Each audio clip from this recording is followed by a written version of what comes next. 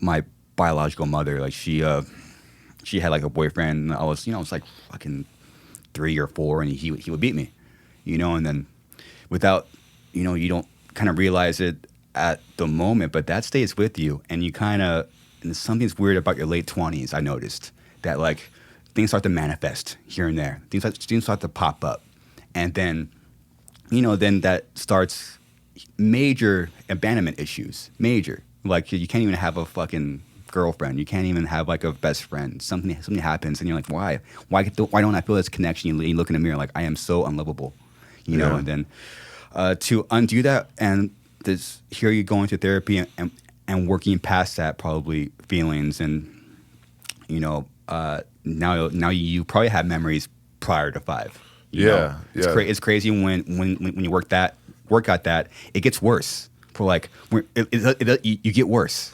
It's so weird. Like, it's so fucked up how that happens. Like you want to attack something, a fucking unresolved deep issue in your subliminal subconscious that happened to you when you were 5 years old or younger, and you deal with it. Like most people don't. Most people don't do that. They don't. But Tim, you did, and you feel worse for like a week or 2 or a month, and like and you probably went to your therapist like, what the fuck, dude? Yeah. I feel worse. Yeah. No, I did actually went to her and I said, hey, I either need to see you more often because the time between sessions is like killing me, or I need to stop seeing you. So that was what I said. Because I mean, realistically, like, and I know I've used this analogy, and I apologize if it's a tired analogy, but if you have an infected wound, you have to scrape away the infection first. You have to get in there and like just really just hurt yourself more to provide a situation where you can then heal.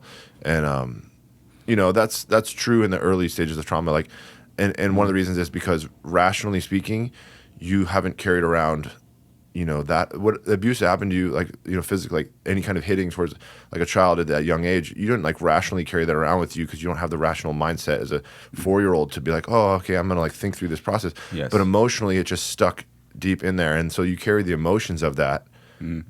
But then you don't know how to like identify them or put words to them because you're still like a 4-year-old that doesn't have words for those things yet. Yes.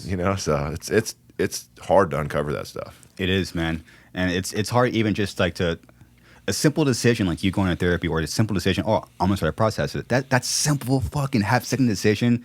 Most people don't do that.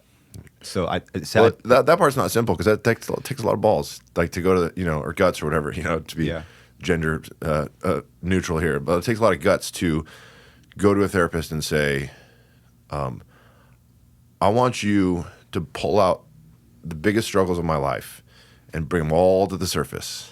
And then we're going to come up with a game plan where it might even financially be expensive, because my insurance might not cover the whole process. Yeah. And then we're going to come up with a game plan where I'm going to do whatever it takes to like work through that. That takes guts.